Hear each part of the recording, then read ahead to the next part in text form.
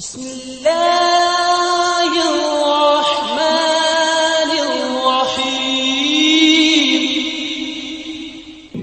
உங்களுக்கு அழைத்தவர்களை, உங்களை பைத்தியம் என்று சொன்னவர்களை, உங்களை சூரியக்காரன் என்று சொன்னவர்களை, உங்கள் மீது குற்றங்களை சுமத்தியவர்களை, உங்களை தாக்கியவர்களை நீங்கள் மன்னித்து அவர்கள் செய்த குற்றங்களையும் மறைத்து உள்ளத்திலிருந்து எடுத்துக் கொள்ள வேண்டும்.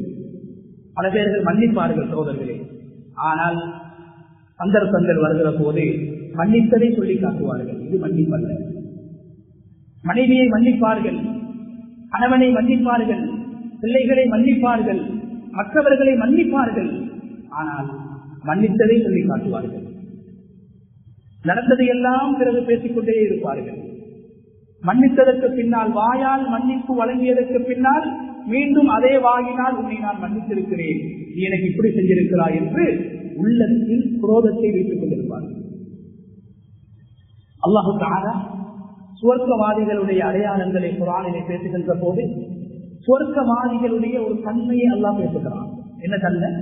வனஸஅனா மா ஃபீ சுதூரிஹிம் மின் கில்.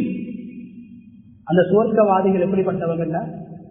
அவங்களோட உள்ளத்துல இருக்கக்கூடிய வில் என்று சொல்லக்கூடியதை நாங்கள் கலக்கி எடுத்துருவோம். சொர்க்கத்துல சொர்க்கவாசிய தன்மை என்ன? அவட உள்ளத்துல வில் இருக்காது. வில் என்ன?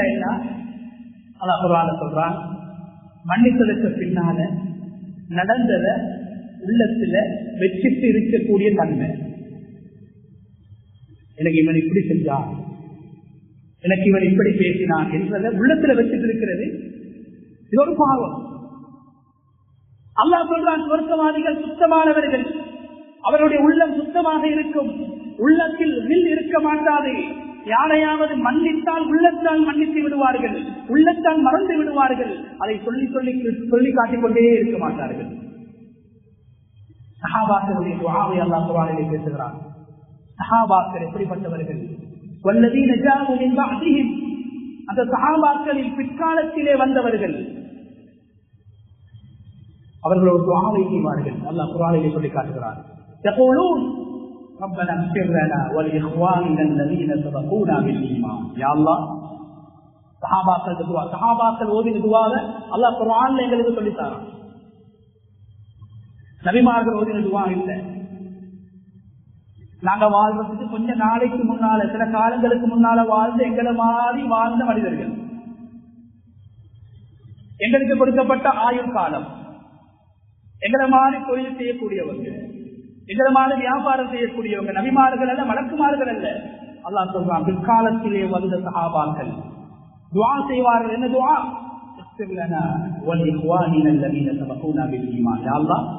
எங்களையும் மன்னித்து விடு, எங்களுக்கு முன்னால் யாரெல்லாம் வாழ்ந்து மூத்தாகினார்களோ, மரணித்து சென்றார்களோ அவர்களையும் மன்னித்து விடு.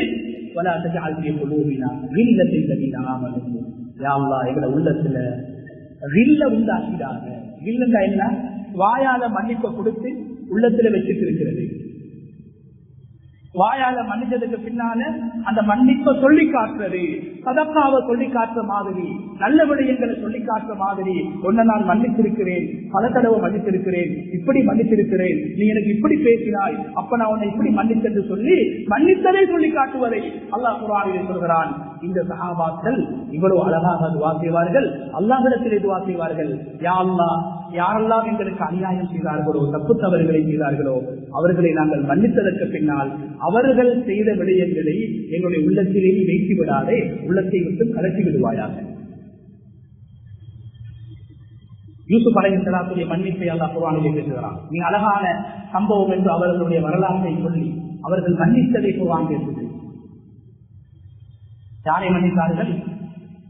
சின்ன வயசுல 10-11 வயசாக இருக்கும் போது கொலை செய்ய வேண்டும் என்று முடிவெடுத்து கொலை செய்யாமல் ஒரு இடத்தில் கொண்டு போய், பாலடைந்த இடத்தில் கொண்டு போய் வீசிவிட்டு, அதற்கு பின்னால் அவர்கள் வாழ்க்கையில் பல சோதனைகளுக்கு, பல சவால்களுக்கு, பிரச்சனைகளுக்கு முகம் கொடுக்கக்கூடிய அளவில் சோதனைகளுக்கு காரணமாக இருந்த, வாழ்க்கையில் பல இழிவுகளையும் கேவலங்களையும் குற்றச்சாட்டுகளையும் சந்திப்பதற்கு இந்த உலகத்தில் ஒரு மனிதன் மீது சுமத்தாட்டப்படுகின்ற குற்றச்சாட்டுகளிலே படு மோசமான ஒரு குற்றச்சாட்டுக்கு அவரை ஆளாக்கிய அந்த சகோதரர்கள் 10 பேர்கள்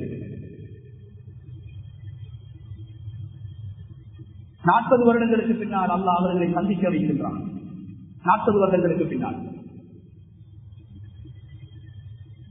யூசுப் அலைஹிஸ்ஸலாத்து வஸலாம் அவர்களை அல்லாஹ் உயர்த்தி விடுகிறானே, மன்னிக்கக்கூடியவர்களை அல்லாஹ் உயர்த்துவான். ரசூலுல்லாஹி ஸல்லல்லாஹு அலைஹி வஸல்லம் அவர்கள் 3 விடயங்களை சொன்னார்கள்.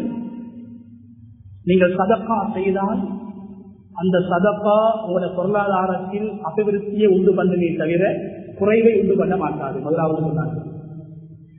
இரண்டாவது சொன்னார்கள், நீங்கள் மற்றவர்களை மன்னித்தால் உங்களுடைய கண்ணியம் கூடுமே தவிர குறைய மாட்டாது. மூன்றாவது சொன்னார்கள், நீங்கள் பணிவாக நடந்து கொண்டால், பெருமை இல்லாமல் பணிவாக நடந்து கொண்டால் அந்த பணிவு உங்களை உயர்த்தும் என்று சொன்னார்கள். யூசுப் அலைஹிஸ்ஸலாம் அநியாயம் உழைக்கப்பட்டார்கள் சின்ன வயதிலே, 11 வயதிலே. அதனை தொடர்ந்து பல சோதனைகளுக்கும் குற்றங்களுக்கும் அவர்கள் ஆளாகுகின்றார்கள். குற்றம் சுமத்தாட்டப்படுகிறது. அதற்கான காரணம் யாரு? அவர்களோடு பிறந்த 10 சகோதரர்கள். பிற்காலத்திலே அந்த 10 சகோதரர்களை சந்திக்கின்ற போது யூசுப் அலைஹிஸ்ஸலாத்து வஸலாம் அவர்கள் என்ன சொன்னார்கள்? நீங்கள் யூசுப் அலைஹிஸ்ஸலாம் யார் என்பதை அவர்கள் அடையாளம் காணவில்லை. ஆனால் யூசுப் அலைஹிஸ்ஸலாம் தன்னுடைய 10 சகோதரர்களையும் அடையாளம் கண்டுவிடுகிறார்கள். வறுமையோடு வந்திருக்கிறார்கள், யாசிப்பதற்காக வந்திருக்கிறார்கள், பலஸ்தீனிலிருந்து எகிப்துக்கு வந்திருக்கிறார்கள். சந்தர்ப்பத்தை பயன்படுத்த ஏதுமாக இருந்தது. பழி தீர்ப்பதற்கு சந்தர்ப்பம் கிடைத்தது, சொல்லிக் காட்டுவதற்கு சந்தர்ப்பம் கிடைத்தது. ஆனால் அவர்கள் அவ்வாறு செய்யவில்லை. மற்றவர்களை மன்னிப்பதை குர்ஆனும் இஸ்லாமும் வலியுறுத்துகிறது. அது எப்படியான மன்னிப்பு என்றால், பழி வாங்குவதற்கு, பழி தீர்ப்பதற்கு, தண்டிப்பதற்கு சந்தர்ப்பம் கிடைத்து மன்னிக்கின்ற மன்னிப்பு. சும்மா மன்னிப்பதல்ல. அவர் செஞ்ச அநியாயத்தை மாறி எனக்கு செய்ய ஏழுமாக இருந்து மன்னிக்கிறது, செய்ய ஏதாமல் இருந்து மன்னிக்கிறது அல்ல. பழி வாங்குகின்ற சந்தர்ப்பம் கிடைத்து மன்னித்து விடுவது. யூசுப் அலைஹிஸ்ஸலாம் அவர்களுக்கு பழி வாங்கக்கூடிய சந்தர்ப்பம் கிடைக்கிறது. தன்னை வீசியவர்கள், தன்னை எரிந்தவர்கள், தன்னை கொலை செய்வதற்கு முயற்சி செய்தவர்களை அல்லாஹ் இழிவுபடுத்தி, அவர்களை ஏழைகளாக மாற்றி, அவர்களை அல்லாஹ் கேவலப்படுத்தி கை நீட்டுகின்ற அளவுக்கு யாசகர்களாக அல்லாஹ் மாற்றிவிட்டான். உதவி தேடி வருகிறார்கள். அந்த நேரத்தில் யூசுப் அலைஹிஸ்ஸலாம் அவர்களுக்கு என்ன சொன்னார்கள்? உங்களுடைய சகோதரர் ஒருவர் இருந்தார் யூசுப் என்று, அவருக்கு நீங்க சில விஷயங்கள் என்னன்னு சொல்லல, யூசுப் சில விஷயங்களை செஞ்சீங்க, இது அன்சும் ஜாகிலும், அதை நீங்க தெரியாம செஞ்சிருப்பீங்க போல. நடந்த விஷயங்களை திருப்பி திருப்பி பேசுங்க. இது அன்சும் ஜாகிலும், நீங்க தெரியாம செஞ்சிருப்பீங்க. குர்ஆன் சொல்லுது, வேணுகண்டே கிடத்திலே இருக்கிறார்கள் என்று யூசுப் அலைஹிஸ்ஸலாம் சொல்றாங்க. உங்களோட சகோதரர், அவர்களுக்கு தெரியாது எங்களோடு பேசக்கூடியவர் யூசுப் என்று தெரியாது, ஒரு ஆட்சியாளர் என்று, ஒரு அமைச்சர் என்று நினைத்துக் கொண்டு வந்தார்கள். யூசுப் அலைஹிஸ்ஸலாம் கேட்டார்கள், அல் அலிம்தும் மா ஃபஅல்தும் பியூசுஃப வஅஹீஹி இத் அன்தும் ஜாஹிலூன். யூசுஃபுக்கும், யூசுஃபோடு ஒன்றாக பிறந்த புன்யாமீனுக்கும் நீங்கள் செய்த விடயங்கள் உங்களுக்கு ஞாபகத்தில் இருக்கிறதா? இது அன்தும் ஜாஹிலூன், நீங்கள் வேணுமென்று செய்திருக்க மாட்டீர்கள், தெரியாமல் செய்திருப்பீர்கள் என்று சொன்னதற்கு பின்னால அவங்களுக்கு உதவி செய்யறாங்க.